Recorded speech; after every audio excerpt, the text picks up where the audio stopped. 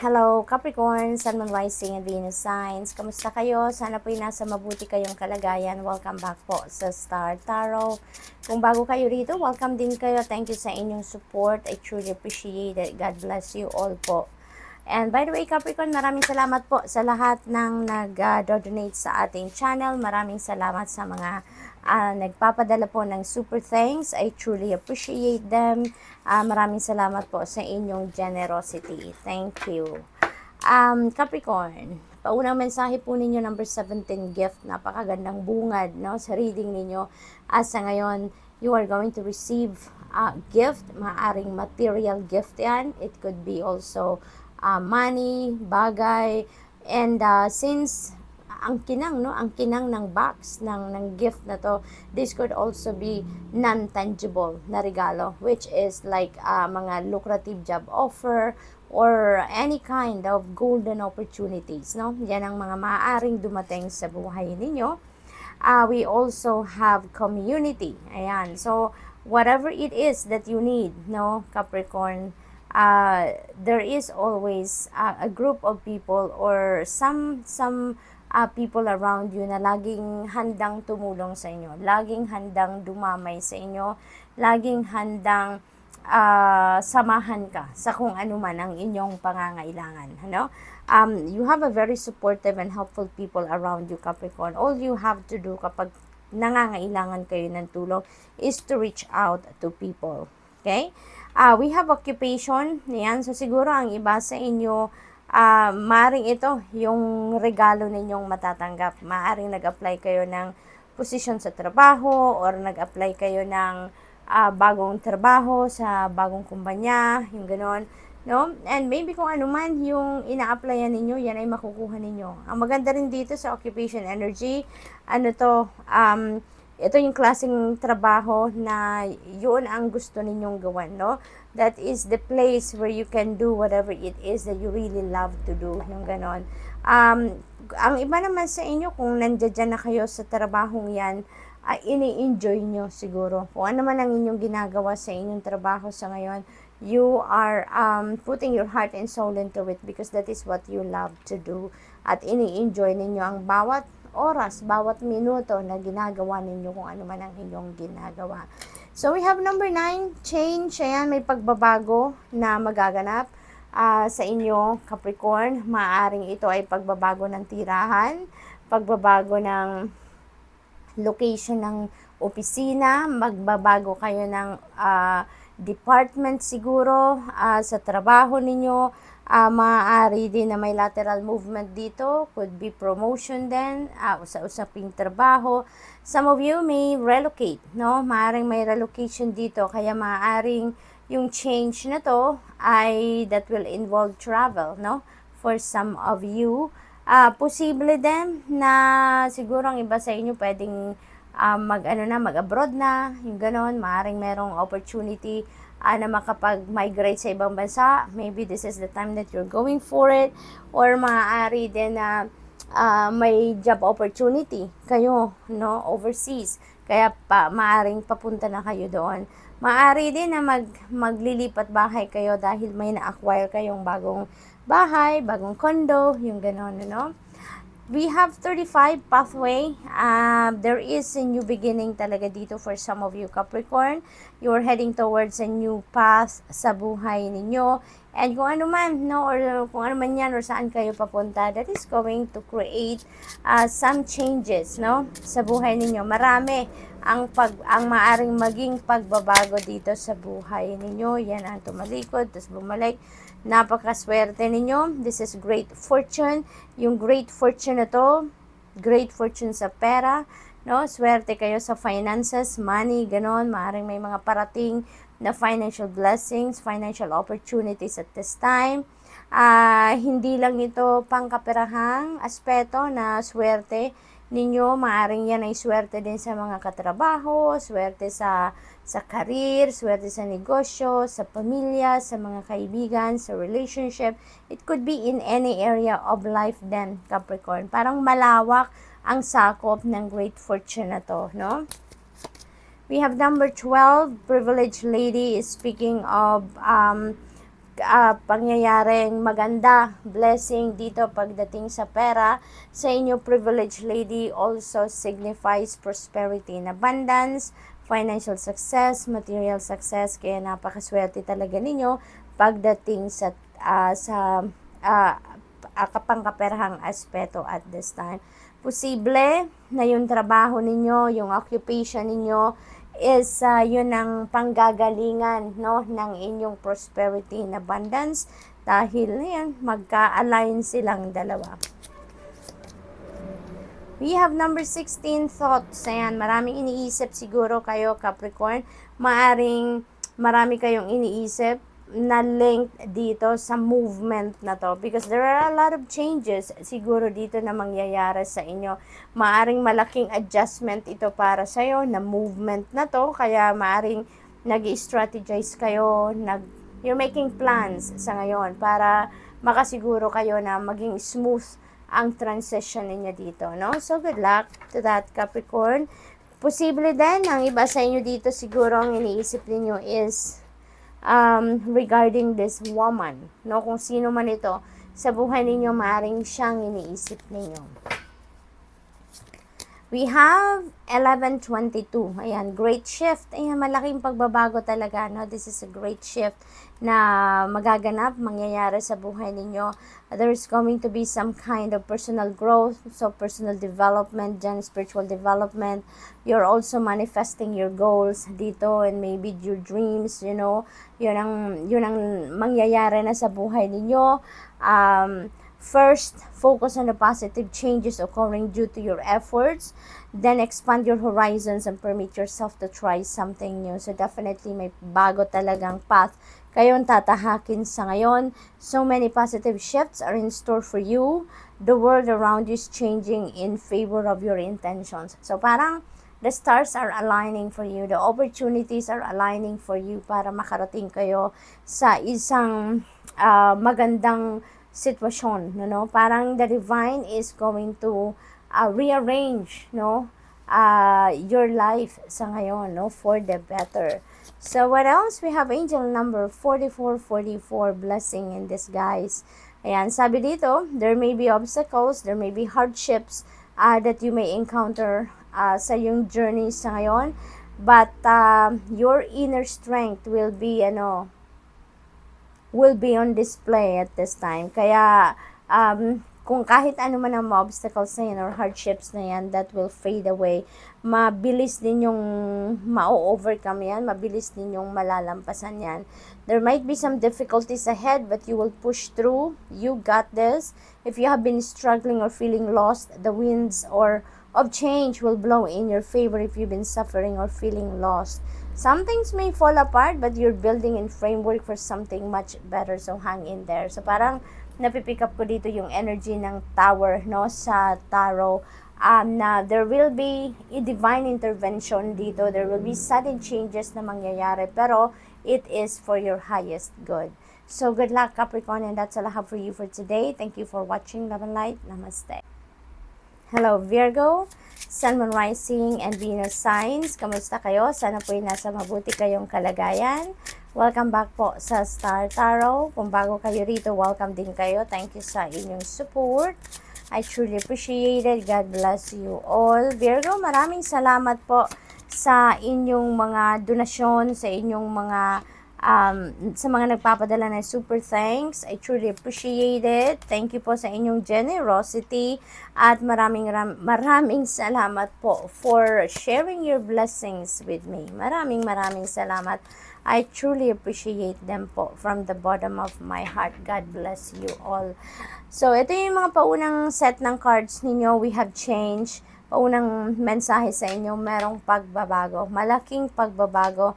Siguro, merong malaking pagbabago sa inyong tahanan, no? Sa inyong bahay, maaring nagre-renovate kayo or maaring nagpapatayo kayo ng bagong bahay. Posibleng gano'n, na physical na pangyayari sa bahay mismo ninyo. Posible din ang iba sa inyo dito is going to move into a new house, to a different dwelling place. Maaring magko-condo na kayo, mag-apartment, or maglilipat kayo sa isang bagong bahay from apartment or from condo. So, maaring may mga ganon, may relocation ang iba sa inyo siguro dito. There's movement, no? There's a lot of movement dito, so definitely there is travel involved din dito for some of you. Maaring ang iba sa inyo dito then ay maglilipat ng trabaho, ng employer, ng opisina, yung ganon.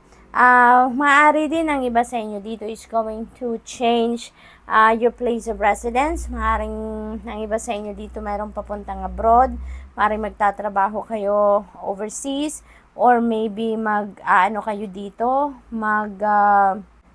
ma-migrate na sa ibang bansa. Posible din yan.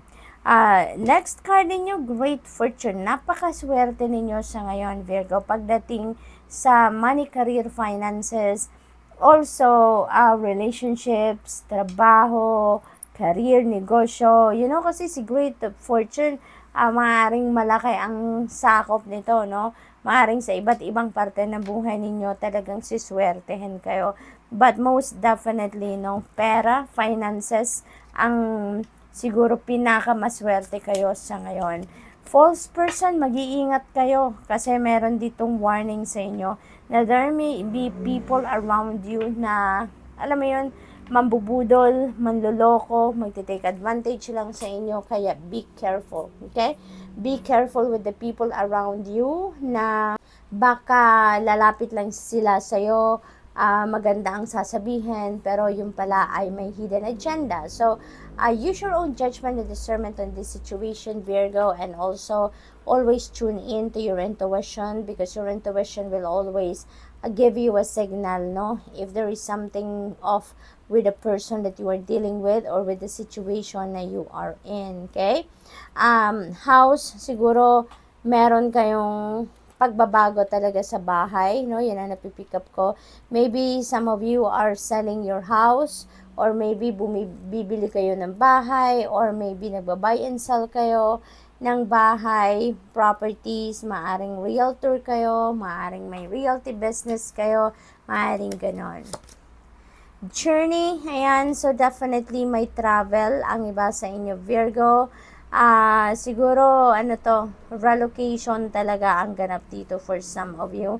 Yan ang napipick up ko. Maybe, papuntang abroad ang iba sa inyo talaga. Malayo-layo siguro ang babiyahin ng iba sa inyo dito. Posible din na domestic travel ito. By land ang travel ninyo. Posibleng ganon. Meron din ako naririnig na cross country. So, siguro ang iba sa inyo dito magko-cross country. Europe, no? Yung napipick up ko. So, maybe magko-cross country kayo within Europe. Posibleng ganon din ang ganap. So, mag-iingat po kayo and good luck. We have number 12, Holy Moly. Ang swerte talaga, isang malaking pasabog ito, Virgo. We have Great Fortune and we have Privileged Lady. Ayan, so Privileged Lady kasi this signifies prosperity and abundance. Okay? Prosperity and abundance. So, swerte kayo dito pagdating talaga sa pera. Makakaluwag-luwag kayo ngayon. Magkakaroon ng pagbabago ang inyong financial landscape, Virgo. So, you are very lucky talaga.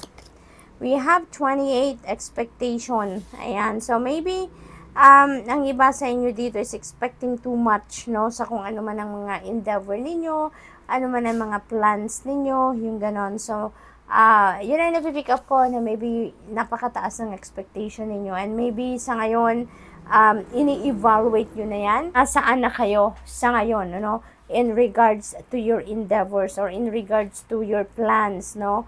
Na na-roll out nyo na siguro few months ago or few weeks ago. So, ngayon parang tinitignan ninyo na ngayon. Ano na ang nangyayari? Ano na ang epekto ng mga ginawa ko, ng mga steps na ginawa ko recently or in the past, no?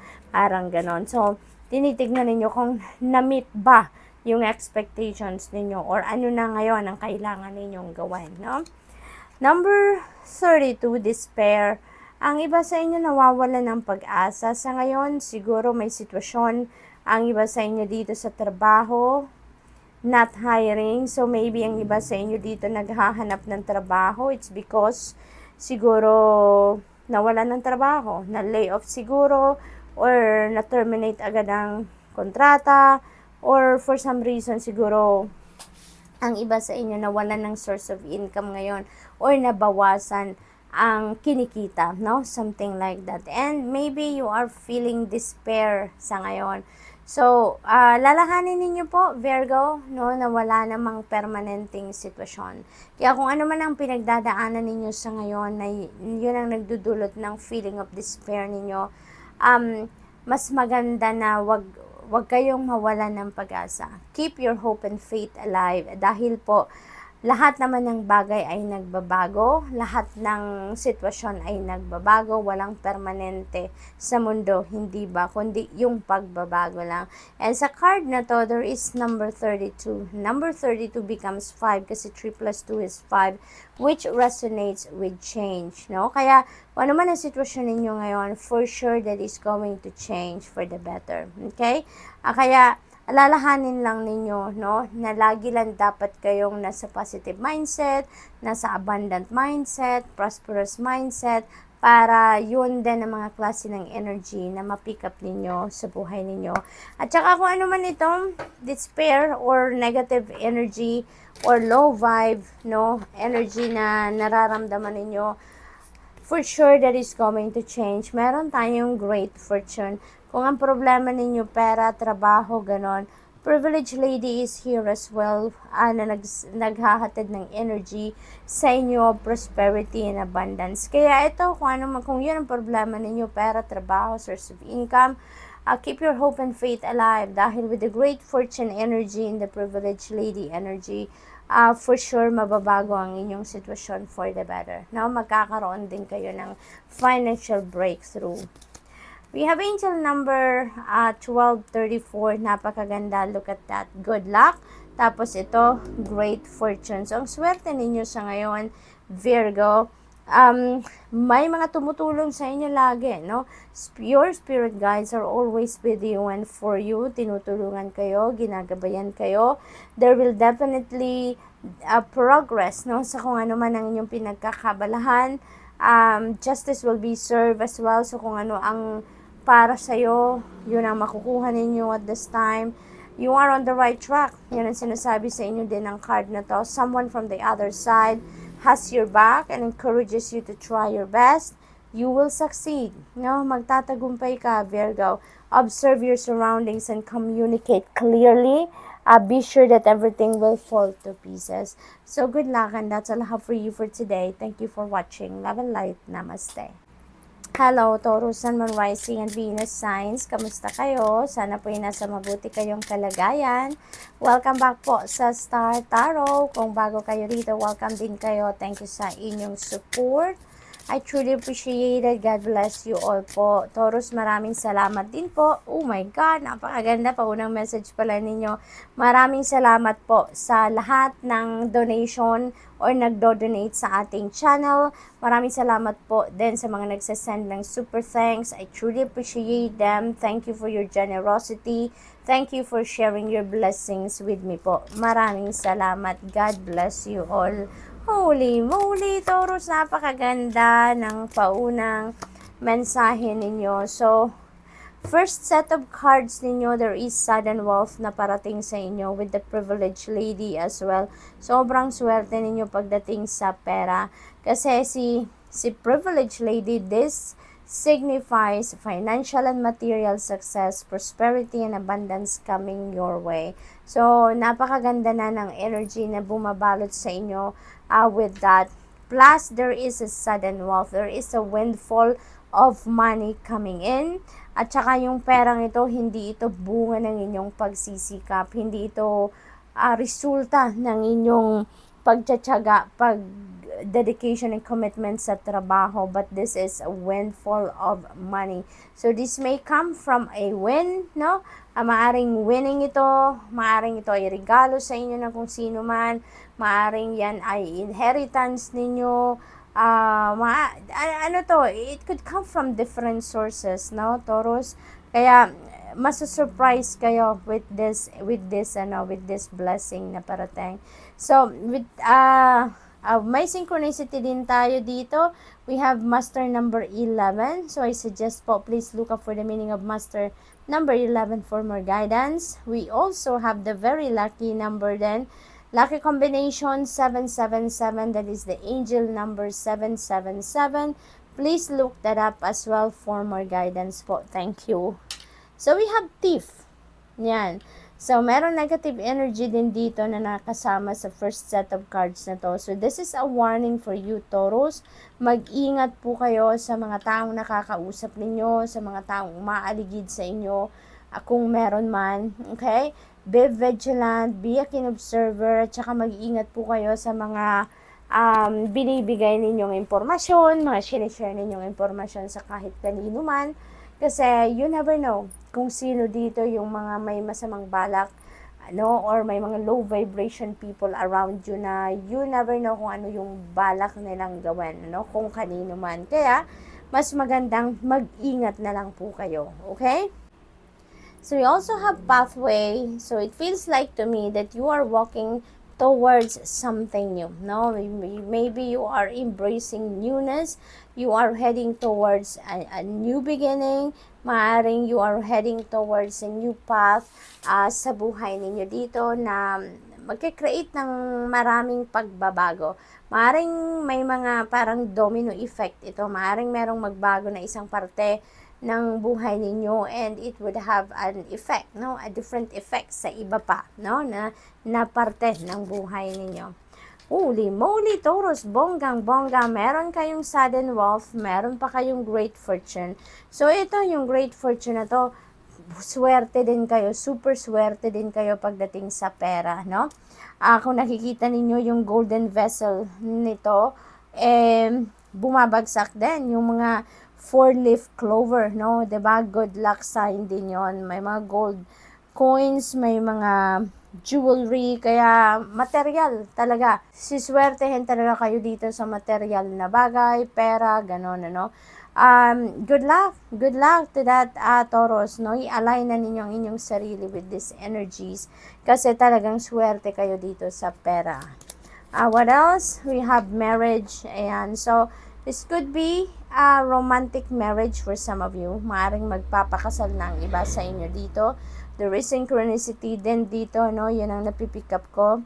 Pinapakita sa akin ng guides ko yung number 12, which is number 3. Because 1 plus 2 is 3. Okay? So, that is synchronicity. That's master number 33. So, please look that up as well, for more guidance. Dito din sa marriage, kung hindi man ito pagpapakasal or mag-aasawa ng iba sa inyo, this could be marriage and business. So, maybe may business partnership din dito for some of you. We have number 28, expectation. Ayan, so, ang iba siguro sa inyo ngayon, nagsiset ng inyong expectation regarding siguro sa inyong marriage, siguro regarding sa mga plano ninyo, siguro may mga ideas kayo ngayon na gusto ninyong i-roll out, and maybe you are setting your expectations and intentions sa ngayon. 18, child, ayan, so this is a new beginning energy, so definitely merong bagong sitwasyon kayo talaga dito, marami siguro ang mga pagbabagong magaganap sa buhay ninyo sa ngayon. There are new paths, there are new ideas, there's newness na babalot sa inyo sa ngayon, Taurus. Maraming pagbabago ang ganap dito sa buhay ninyo. Maaari din na merong mag-welcome ng baby sa inyo.